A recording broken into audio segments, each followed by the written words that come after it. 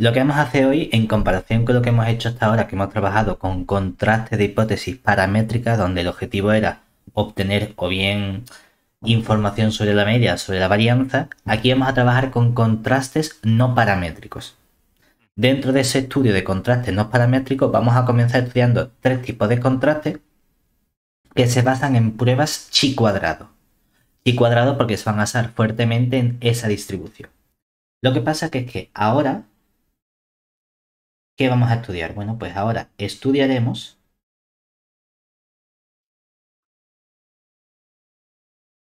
hipótesis, contrastes o tests no paramétricos.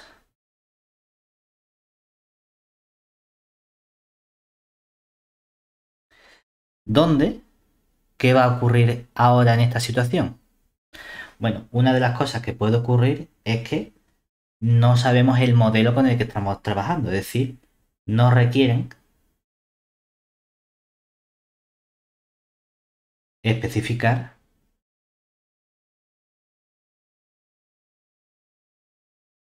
un modelo para la variable de estudio.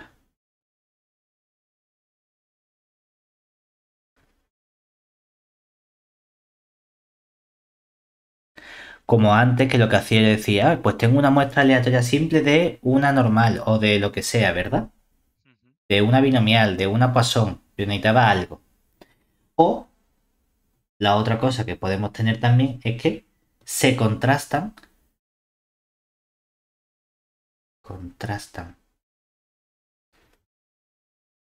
hipótesis que no se refieren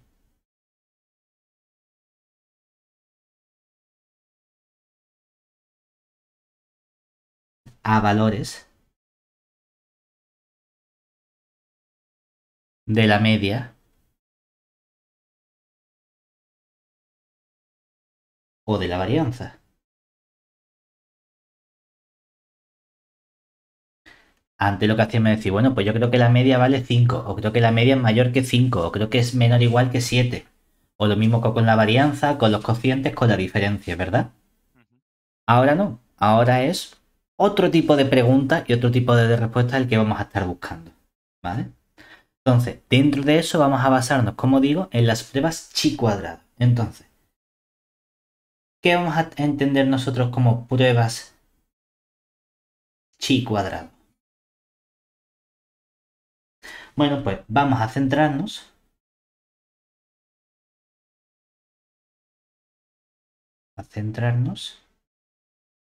en tres tipos, es decir, en tres tests que se definen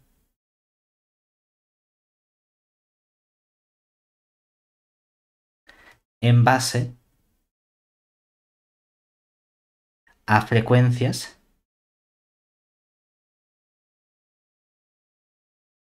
de las posibles clases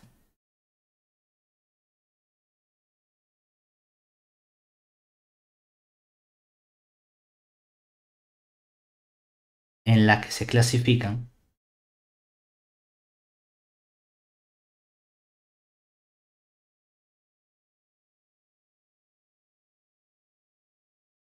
los datos, en lugar de trabajar con los valores de nuestras variables aleatorias, ¿de acuerdo? Dentro de esos tres tipos de test, ¿cuáles son los que vamos a estudiar? Por un lado, el que llamamos el contraste de bondad de ajuste. Por otro lado, el que vamos a llamar el contraste de homogeneidad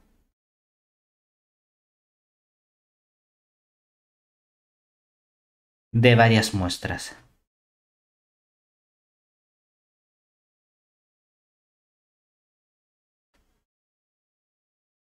Y por último, el contraste de independencia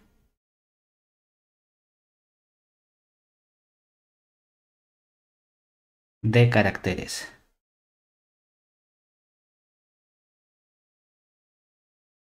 ¿De acuerdo? Esos tres tipos de contraste vamos a estudiar nosotros ahora. ¿Hasta aquí todo bien? Sí, Lo único que estamos diciendo es que ya no van a ser cosas, no, cosas paramétricas, sino que van a ser cosas no paramétricas. ¿Por qué? Vamos a comenzar con el primero, con lo que sería nuestro contraste. sí, que tú ya no tienes valores de media o de varianza. Exactamente, y además que las preguntas ahora van a ser muy distintas. Por ejemplo, en el de bondad de ajuste. Los nombres más o menos tratan de decirnos qué es lo que queremos estudiar. Aquí queremos ver cómo de bien se ajusta algo. Es decir, el objetivo es determinar si puede aceptarse o no la siguiente hipótesis nula.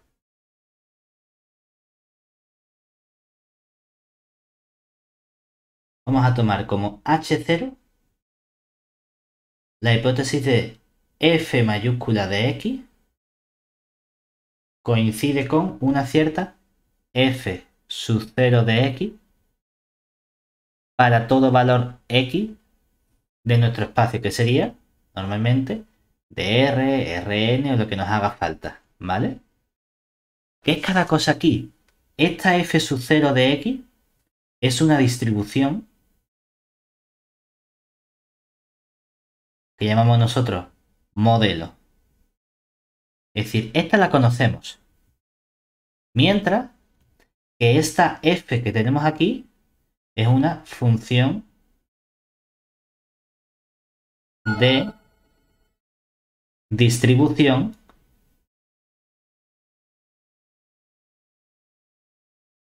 de la variable, la que nosotros no conocemos. ¿De acuerdo? ¿Cuál es la pregunta? Ahora ya no es decir la media vale 5 o la varianza vale 18. Ahora lo que estamos diciendo es la función de distribución de esta variable aleatoria, toda ella, es esta otra función de distribución. Ya es una pregunta mucho más amplia. ¿De acuerdo? Ujú. Ya no estoy igualando un parámetro, ya estoy igualando una función a otra. Y esto aquí estamos haciendo infinitos valores, ¿verdad? Entonces la situación cambia aquí radicalmente. ¿Se entiende? Sí, sí, sí. Vamos a plantear cuál sería nuestro marco de trabajo. Como tenemos funciones y distribuciones, estas funciones y distribuciones tienen que estar definidas en un conjunto, en un espacio que tenía un nombre propio, que habíamos visto que se llamaba espacio de probabilidad, ¿verdad? Mm. Bueno, pues consideremos, en nuestro caso, el espacio de probabilidad,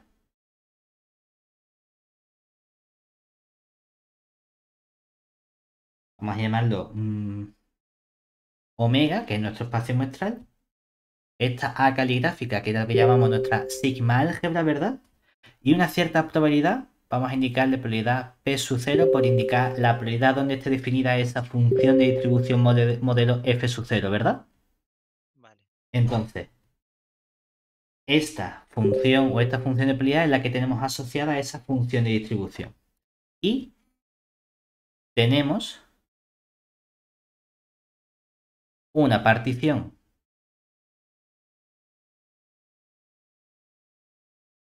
que vamos a coger una familia de conjuntos, ¿verdad?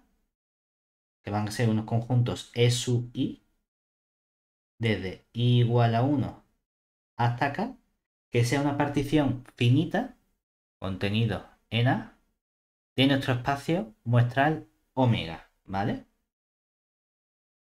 Tales que por ser partición, lo que significa es que estos conjuntos, como son disjuntos, es decir, cada E sub i, intersección con cada E sub j, me da el conjunto vacío, siempre y cuando coja índices distintos. No solo eso, sino que la unión desde i igual a 1 hasta k de estos conjuntos E sub i me da todo el espacio omega, ¿vale? Defino unas probabilidades, vamos a llamarlas P sub i minúscula, que va a ser la probabilidad de que ocurra cada uno de estos sucesos de nuestro espacio muestral, es decir, la probabilidad que tiene de que ocurra cada suceso E sub i, que quiero que sean sucesos que puedan ocurrir, es decir, que tengan probabilidad mayor y estricta que 0 para todo i desde 1, 2 hasta k. Y por ser justamente esto una partición, lo que se simplifica también es que la suma de todas estas probabilidades desde i igual a 1 hasta k de estos p minúscula sub i, ¿cuánto tiene que sumar? 1. 1, ¿de acuerdo? Esta es nuestra situación de trabajo. Sobre este espacio de probabilidad, nosotros estamos realizando un experimento aleatorio. Y cuando yo hago un experimento aleatorio, lo que obtengo como resultado de ese experimento aleatorio es una muestra. En esa muestra han podido suceder ciertos sucesos con unas frecuencias absolutas relativas que yo puedo calcular, ¿verdad? Sí. Entonces decimos, bueno, pues supongamos que hemos realizado el experimento aleatorio, es decir, una vez realizado el correspondiente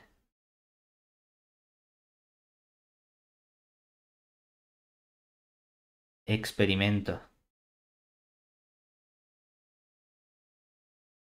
aleatorio con el que estemos trabajando, se obtienen unas frecuencias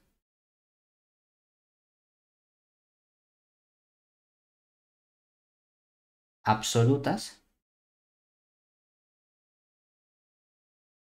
que la frecuencia absoluta la denominamos mediante una n minúscula sub i, ¿verdad? Para cada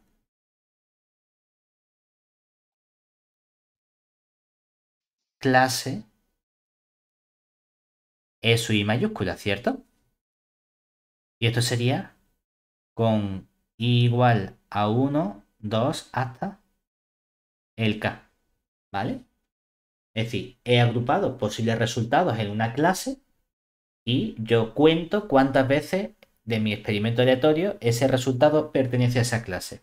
Y a esto lo llamo frecuencia absoluta, n minúscula sub i, ¿verdad? Como ha hecho siempre. Lo que hemos hecho siempre hasta ahora, simplemente cuando analizábamos nuestras distribuciones de frecuencia en las primeras clases, ¿no? Sí. Bueno, pues vamos a construirnos un estadístico. Es decir, se define el estadístico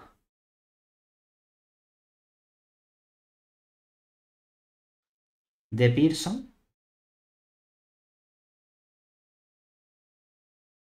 lambda, asociado a esta muestra como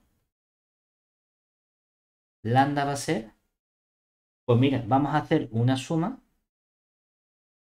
desde i igual a 1 hasta acá.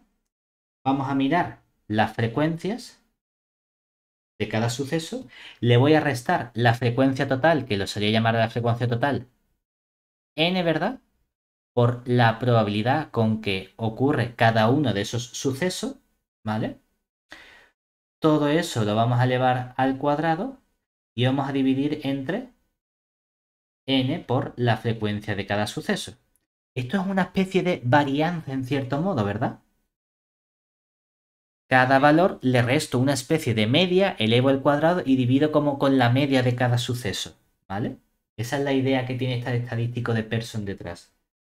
Cuando nosotros desarrollamos estos valores, es cierto que hay unos NP sub i que se pueden simplificar y al final esta suma simplificada quedaría, si queremos reescribirla de otro modo, como la suma desde i igual a 1 hasta acá de los n sub i al cuadrado partido de los n p sub i, y ya fuera de esta suma restamos n. Me da igual que lo escribamos con este cuadrado o de este modo. Lo mismo es que lo mismo, ¿vale? ¿Qué vamos a hacer nosotros entonces? Queremos saber si puedo aceptar esta hipótesis H0 que hemos construido aquí, ¿verdad? Y para aceptar necesito un contraste que es una regla de decisión, ¿verdad? Y dentro de ese contraste solemos utilizar test, ¿verdad? Que el test me dice elige o no elige, acepta o no acepta, rechaza o no rechaces, ¿verdad? Sí, claro. Pues vamos a ver cuál es el test que vamos a usar. Es decir, en esta situación, ¿Por qué te has expresado antes desarrollando en la página anterior el sumatorio? ¿Te has desarrollado el binomio ese? ¿Por qué la has expresado así? Por gusto simplemente, ¿no? porque muchas veces cuando trabajamos con esa varianza, hay veces que dice, para no tener que estar sumando, restando tantos valores, ¿verdad? Me Vale. interesa hacer una única suma de valores y luego ver si hay algo que ya he calculado antes que lo puedo simplificar. Pero es que, Dime, dime. o sea, ¿has desarrollado el cuadrado? Porque, Claro, tú por piensas que ejemplo, aquí lo que estás haciendo es, haces menos el cuadrado de este, ¿verdad? Que te da n sub i al cuadrado. menos Haces el 2 cuadrado de este que te da el n cuadrado p sub i al cuadrado, cuadrado, que se te sí, simplifica, ¿verdad?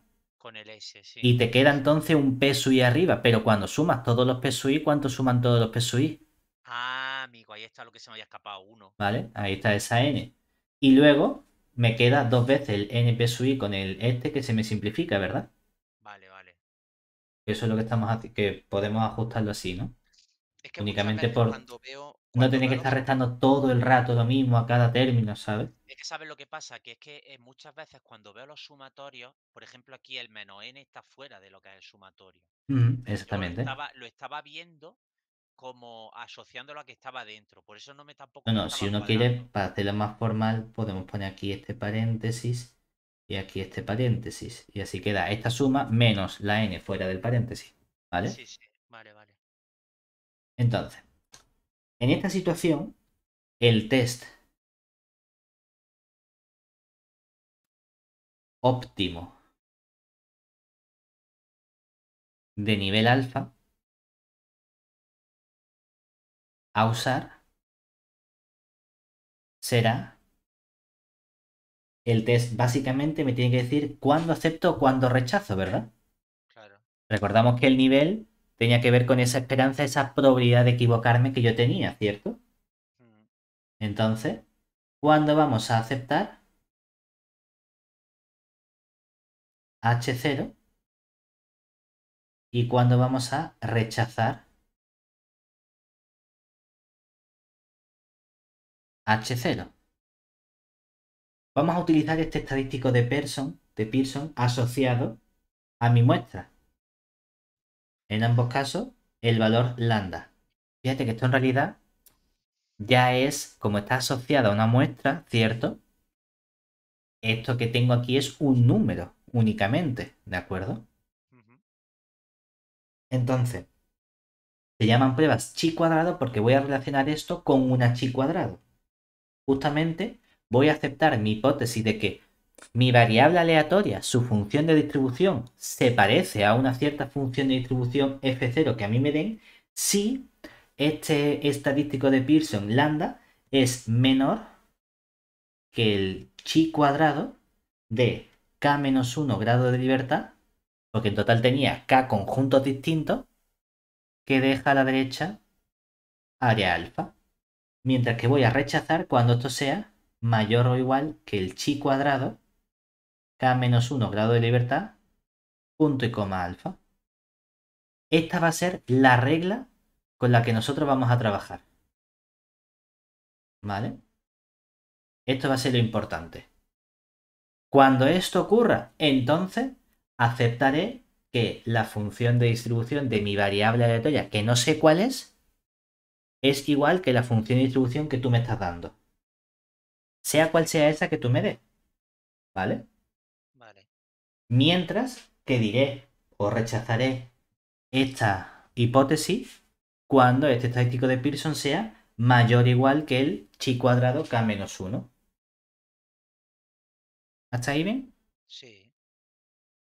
Una vez que ya tengo este primer contraste o esta primera situación, vamos a pasar al siguiente caso. En ese siguiente caso, ¿con qué vamos a trabajar? Con el contraste de homogeneidad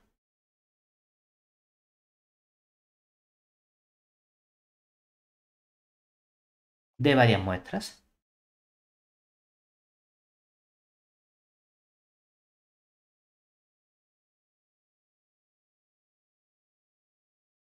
Entonces, vamos a plantear primero cuál es el problema que nosotros queremos abordar en esta situación. Entonces, ahora lo que queremos es determinar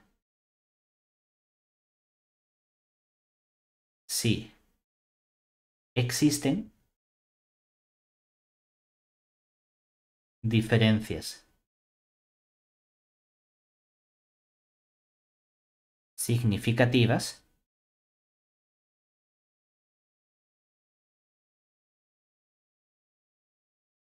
ante o entre R poblaciones.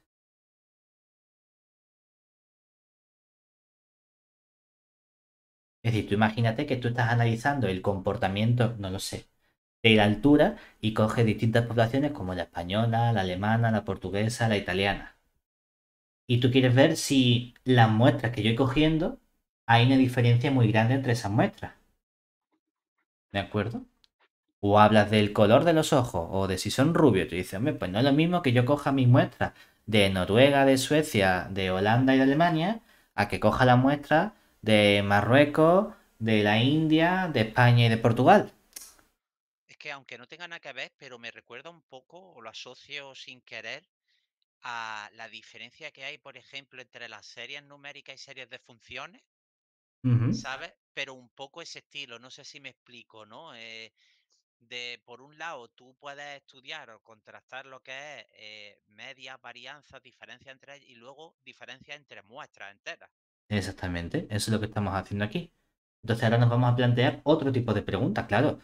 Si hay una diferencia significativa, eso no lo puedo cuantificar con un número, eso no es decir la media vale 8.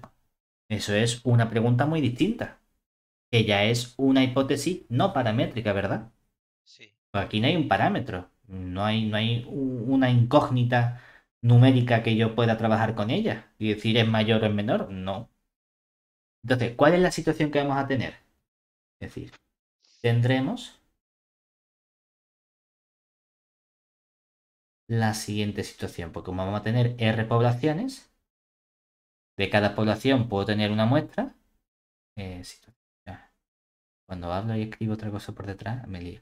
La siguiente situación. Entonces, ¿qué vamos a hacer nosotros? Vamos a tener nuestras clases, ¿verdad? Vamos a tener nuestras muestras. Aquí en mi tablita, ve, ya puedo hacer bien a la primera. Y aquí, hasta aquí más o menos. Entonces, vamos a poner por aquí nuestras... Bueno, este lo puedo acortar un poquito.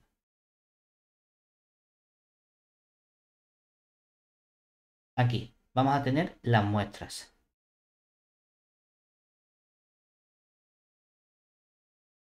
Vamos a tener aquí arriba nuestras clases. Vamos a poner por aquí nuestro total. Y aquí también nuestro total. ¿Vale? ¿Qué ocurre? Claro que clase, bueno, antes de las clases a lo mejor las hemos llamado E, ¿verdad? Aquí podemos llamar a la clase simplemente CS1, la clase 1, la clase 2, la clase la que sea, ¿verdad? Hablando a lo mejor de ojos azules, ojos marrones, ojos verdes, etcétera, ¿cierto? Pero puedo tener también poblaciones, ¿verdad? Puedo tener la población M-1 que viene de Italia, la población M-2 que viene de Francia, así hasta la población M-3 R, porque hemos dicho que tenemos en total R poblaciones, ¿verdad? Que viene de Francia, ¿de acuerdo? Ahora, obviamente, yo voy a coger una muestra y voy a analizar el comportamiento de cada muestra, ¿verdad? Voy a tener aquí una frecuencia n, que voy a llamar n11. Aquí una frecuencia n12. Así una frecuencia n1s. Y el total va a ser una frecuencia n1. Vamos a seguir hacia abajo con una frecuencia n21, frecuencia n22, frecuencia n2s y aquí una frecuencia n2. Y lo mismo podemos bajar así hasta que llegamos a la nr1, nr2 hasta la nrs con su correspondiente frecuencia ns. Aquí abajo podemos tener otra suma de frecuencias que vamos a llamar M1, M2 y así hasta la MS. Y en total aquí aparece la N. ¿Qué representa cada cosa?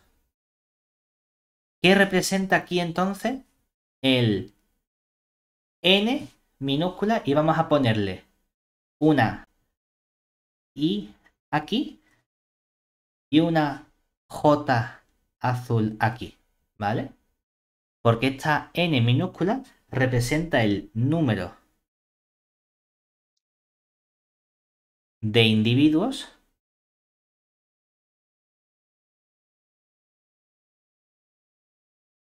de la muestra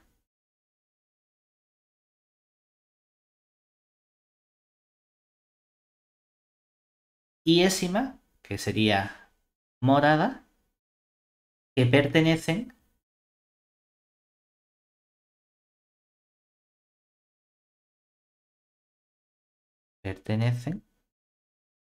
a la clase Jésima, que la ponemos en azul. ¿De acuerdo? Es decir, estamos diciendo cuántos elementos de cada muestra hay en cada una de esas clases, ¿de acuerdo? Por otro lado, tengo las frecuencias n, que sería simplemente n sub i morado. Esta frecuencia de aquí de la derecha. ¿Qué me estaría diciendo simplemente? Que esto es el tamaño de la muestra M sub 1, bueno, M sub I. La muestra iésima, ¿verdad? Sí. Y por último tengo otra letra que serían las M's. La M vamos a llamarlo M sub J azul, por representar cada cosa. ¿Qué me estaría dando? ¿Cuántas veces aparece la clase correspondiente, verdad? Es decir, sería la frecuencia absoluta. Pero la correspondiente a una clase la llamo marginal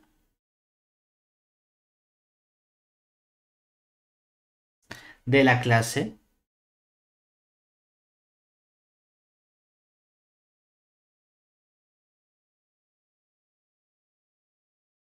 para llamarla, he puesto en azul, ¿no?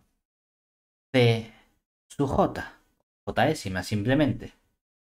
¿Y quién es esta N que aparece aquí? La frecuencia total, ¿verdad? Claro. El número de individuos que yo he seleccionado en total, que es mi tamaño muestral, ¿cierto? Vamos a poner aquí una cosa que sería esta N mayúscula. De todas las clases y todas las muestras, o sea, básicamente todo Exactamente, lo es que has sumarlo cogido. todo.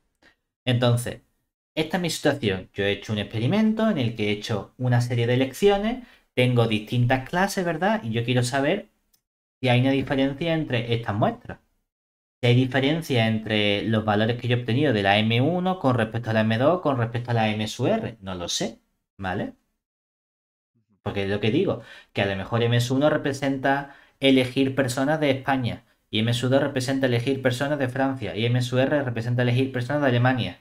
Y yo con esas 100 personas a lo mejor que elijo de cada cosa, que no tiene por qué ser 100, que pueden ser las que sean, porque estos números no tienen que ser iguales, Pueden ser 100 de aquí, 200 de aquí, 3 millones de aquí, no lo sé. Yo quiero ver si hay una diferencia, ¿vale? Entonces, queremos contrastar las siguientes hipótesis.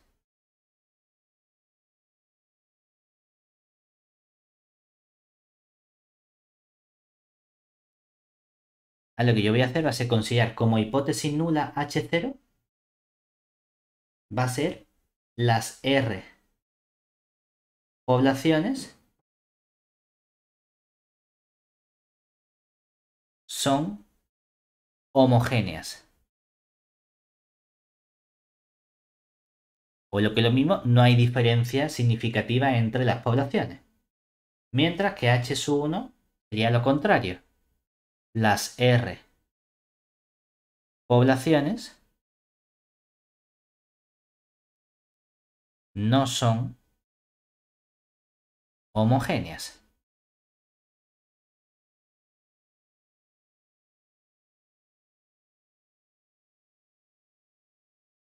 ¿Qué queremos hacer entonces?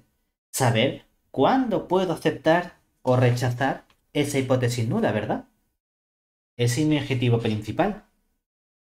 Entonces, ¿cuándo vamos a rechazar o aceptar? Pues el contraste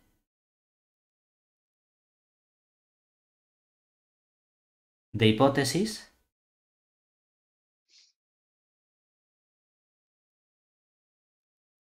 o test, simplemente, que usaremos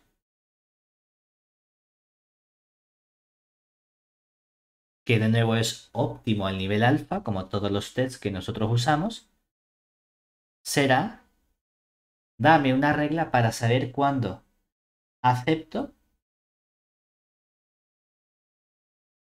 H0 o cuándo rechazo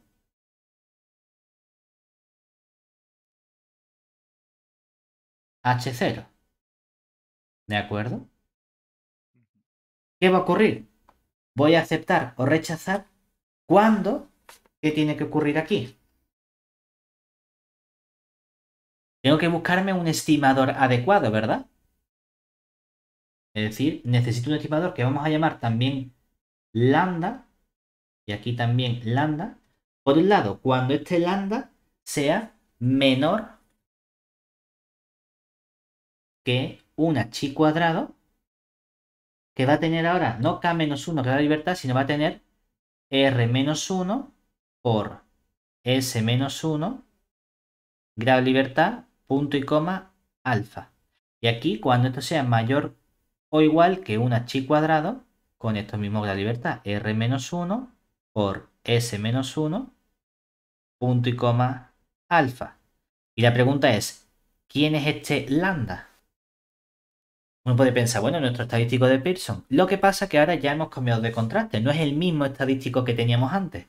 Este lambda ahora va a tener una forma parecida, no exactamente la misma, que va a venir dado por la suma desde i igual a 1 hasta r, que son nuestras poblaciones, la suma desde j igual a 1 hasta s, que son nuestras clases, ¿verdad? Va a aparecer la frecuencia n sub i j de la muestra iésima en la clase jésima, le vamos a restar, tenía que restar esa especie de probabilidad, que la probabilidad va a ser simplemente la n sub i, multiplicamos por la m sub j y dividimos entre el número total n. Todo eso lo elevamos al cuadrado y aquí lo dividimos entre la n sub i, m sub j partido de n, ¿vale? Realmente esto es prácticamente lo mismo que hemos hecho antes con nuestro estadístico de Pearson, solo que como probabilidad tomo regla de Laplace, la m sub j partido por la n, ¿de acuerdo? Esa es más o menos la idea que hay detrás. Y te tienes Lo que hacer la importante, combinación de ¿eh? todas las i, que te tienes que hacer todas las combinaciones de la i con la j en el sumatorio. Exactamente. Por eso es Hostia. que ahora trabajamos con más de una población, no únicamente con una población, ¿vale? Mm. Lo importante es que ahora mi contraste va a ser quedarme con esta regla. Básicamente voy a tener que calcular este numerito, va a ser unos datos los que voy a tener que hacer, a lo mejor un montón de sumas, pero bueno, lo hago, me sale un número 17. Y luego me voy, ay, pues mira, me han dado 6 muestras, pues cojo 6 menos 1, 5, y me han dado 4 clases, 4 menos 3, 4 menos 1, 3, 5 por 3, 15, pues voy a buscar en la chi cuadrado de 15 grados de libertad, con el nivel que me digan, al nivel 0,1, al nivel 0,05, lo busco. ¿Que ese 17 es más chico? Acepto que las poblaciones son homogéneas. ¿Que es más chico? No acepto que las poblaciones sean homogéneas. ¿Vale? Vale. ¿Hasta ahí todo bien? Sí. ¿Cuál es el problema? Tanto en este contraste como en el otro contraste que hemos visto de ajuste de bondad. Vamos a poner aquí una nota. Y es que tanto en el contraste de bondad de ajuste, creo que la habíamos llamado, ¿verdad? De bondad del ajuste, como en el de homogeneidad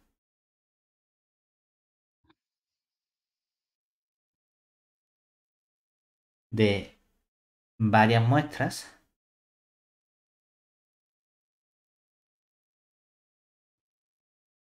necesitamos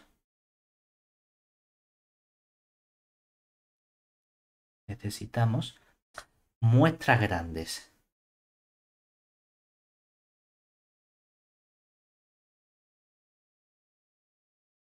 En el sentido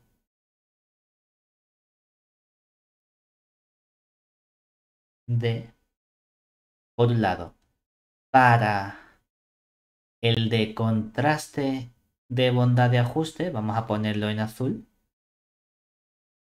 lo que necesito es que, bueno, que esos elementos por lo menos aparezcan una cantidad suficientemente grande de veces. Es decir, necesito que el número total de veces por la probabilidad de que ocurra cada una de esas clases sea mayor o igual que 5.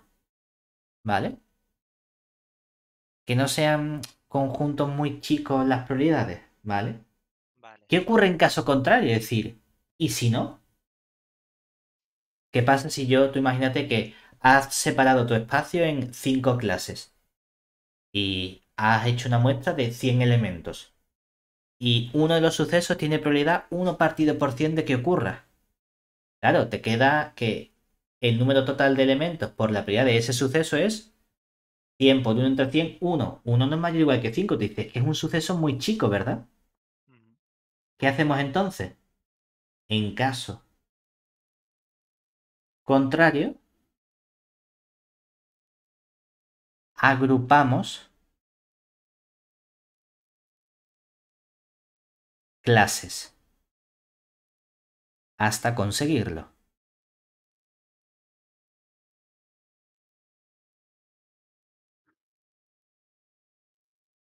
Es decir, tú imagínate que estás hablando de que es que me salgan con los ojos amarillos y que me salgan con los ojos, yo qué sé, mm, rojos, un poner, pues tiene una probabilidad de muy chica y entonces me sale 2 y 3. Dices, es que es casi despreciable. Bueno, pues vamos a juntarlo eso en una única clase que sea ojos amarillos o rojos. Para que por lo menos en esa clase haya 5 elementos, por así decirlo. Vale. ¿Vale? Vale. Esa es la idea que tenemos detrás. Lo mismo ocurre con el contraste de homogeneidad de varias muestras.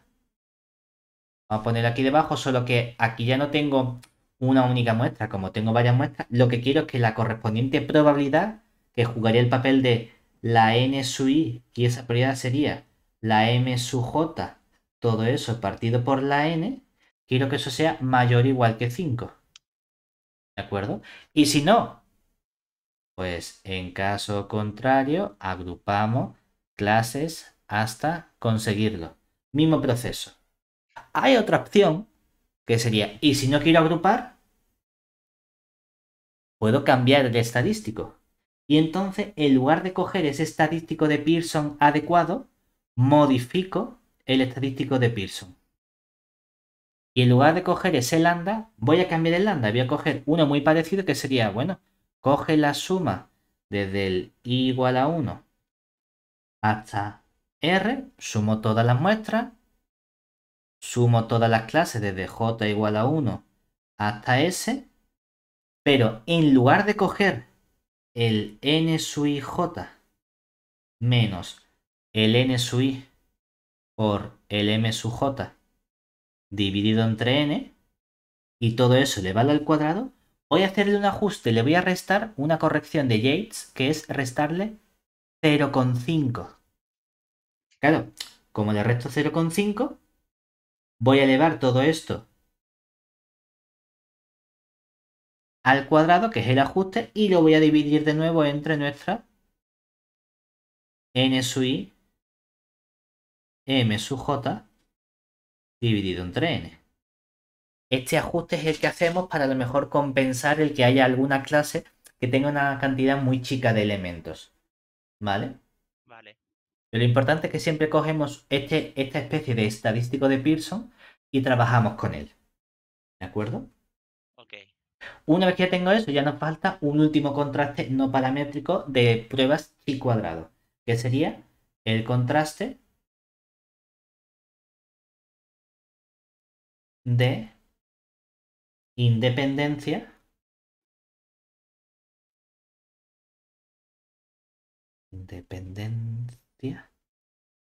de caracteres.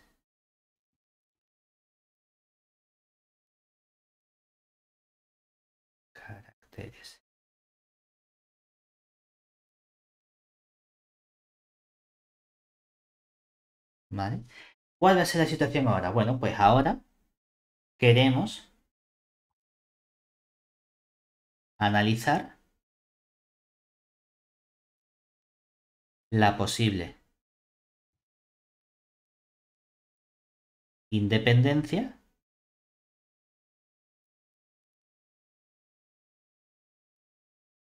de ciertos caracteres observados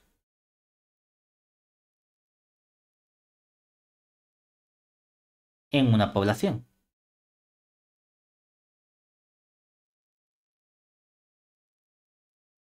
¿Qué es lo que vamos a tener ahora? Bueno, pues tendremos una situación parecida a la que teníamos antes. Solo que ahora vamos a tener, por ejemplo, ponen aquí, tablita 1, tablita 2, por aquí esta y por aquí esta. Entonces, vamos a tener carácter de tipo 1, carácter de tipo 2. Vamos a tener, por ejemplo, los caracteres de tipo 1, que sean, yo que sé, el 1, 2, hasta una cantidad A, ¿de acuerdo? Y otro tipo de carácter B, que sea también 1, 2, hasta una cantidad B. Es decir, tenemos por un lado un carácter A que tiene en total A modalidades.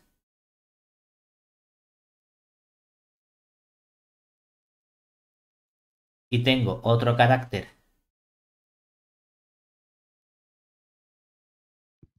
B que tiene B modalidades.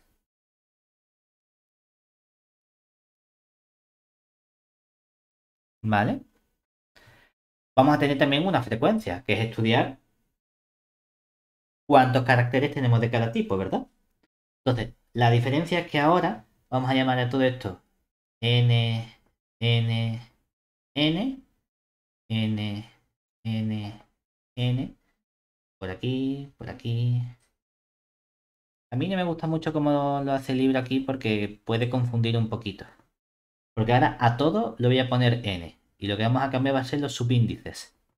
En lugar de hacerlo N y M como habíamos hecho antes. ¿Vale? Entonces, aquí sí va a aparecer la N simplemente. Ahora, la parte azul va a ser la primera componente. Me va a indicar como la fila, ¿verdad? Es decir, fila 1, fila 2, fila aésima, ¿cierto? Aquí fila 1, fila 2, fila A.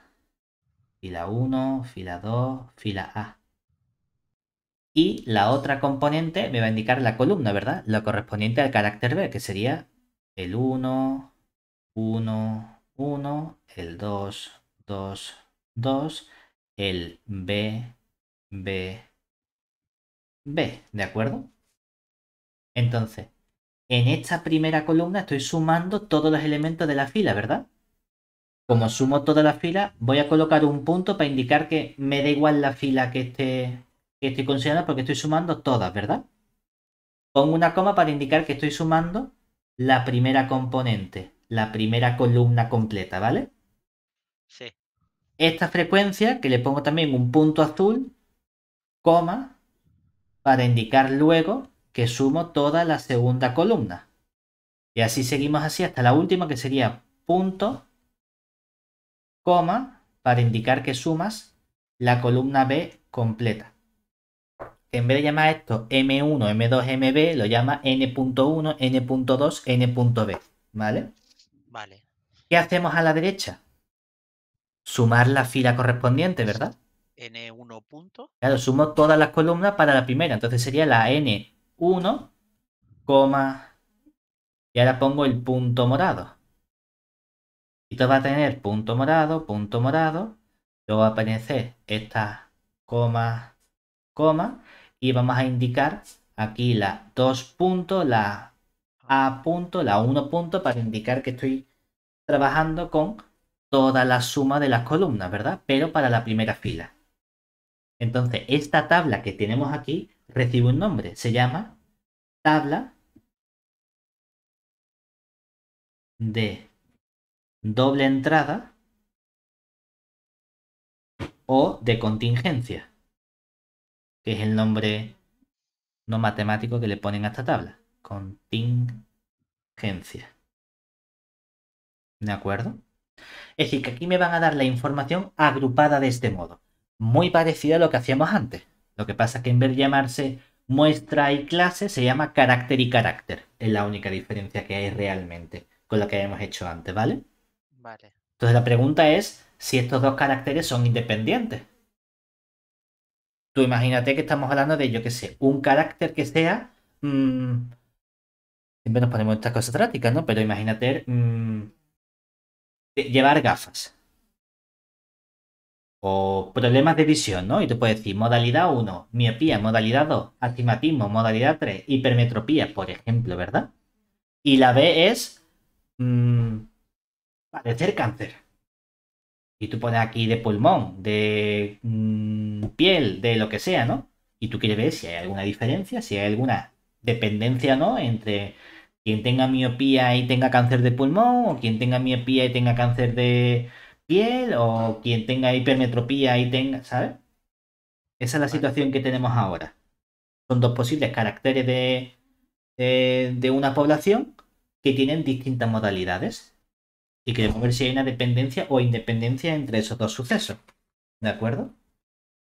Ok. Entonces, ¿cuál va a ser el contraste o cuáles van a ser las hipótesis que las que vamos a estudiar? Las hipótesis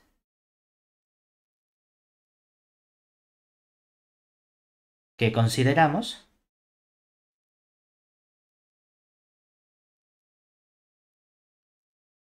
son hipótesis nula H0, pues simplemente los caracteres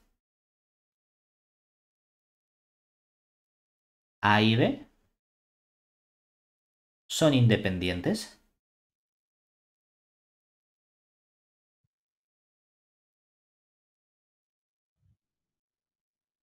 Hipótesis alternativa H sub 1.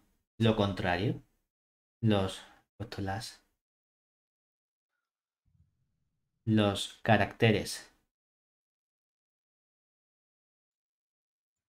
A y B no son independientes.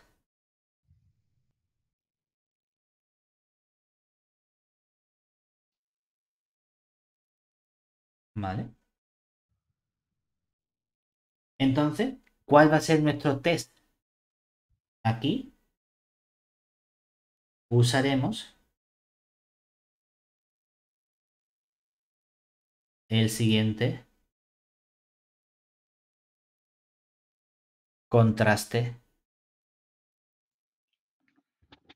o test de hipótesis, que sería, dime cuándo vamos a aceptar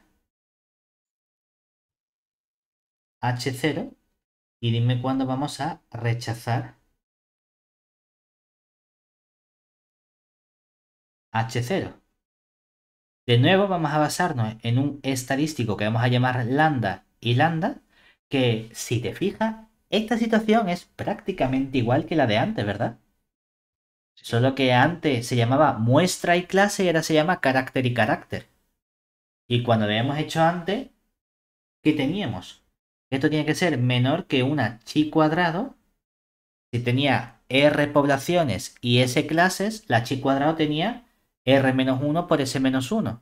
Es que ahora hay a y b, pues va a ser una chi cuadrada de a-1 por b-1, punto y coma, alfa. Mientras que vamos a rechazar cuando sea mayor o igual que la chi cuadrado de a-1 por b-1, punto y coma, alfa. ¿Y quién es este lambda?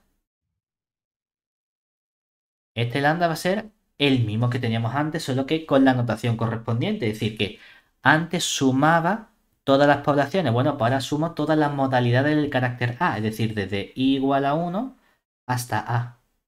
Y sumaba todas las clases, que era hasta S, ¿no? Ahora sumo todas las modalidades del carácter B, es decir, desde J igual a 1 hasta el B. Y tenía que poner las frecuencias N y J. Esto aparece igual.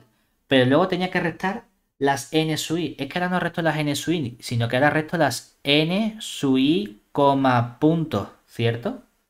Y multiplico por las M sub J, que no son las M sub J, ahora son las N punto, J. Todo eso lo divido entre N y esto lo elevo al cuadrado, ¿verdad? Y lo divido aquí entre la n sub i por la m sub j, que ahora con la nueva notación es la n sub i, punto, multiplicada por la m, perdón, la m no, la n. Ahora vendría la n punto, j, y todo eso dividido entre la n, ¿verdad? Y lo importante es que mi contraste, ¿quién va a ser? Va a ser simplemente esta decisión que hacemos aquí. Básicamente la decisión es la misma que en el contraste anterior que hemos estudiado. ¿De acuerdo? De homogeneidad de los datos o de las muestras. Y la situación es la misma, es decir, la observación que hemos hecho antes de, oye, es que necesito que estas muestras sean relativamente grandes en el sentido de que las frecuencias o esas probabilidades sean mayores o iguales que 5. Aquí ocurre lo mismo. Solo que en vez de exigir que la n sub i por la m sub j entre la n sea mayor o igual que 5, quiero que este producto que aparece aquí, esta ni, punto por la n.j entre la n, sea mayor o igual que 5. Y si no lo es, agrupa modalidades entre sí. A lo mejor la modalidad 3 y la 5 del carácter B la tienes que unir y meter dentro de una, tener cáncer de piel y de riñón, yo qué sé. Y lo cuentas como un único tipo de cáncer. O haces el ajuste de este estimador, le restas el 0,5 aquí. Esas son las dos opciones que tienes. Y con eso tenemos los tres primeros tipos de contrastes no paramétricos correspondientes a las pruebas chi cuadrado listos. Vale.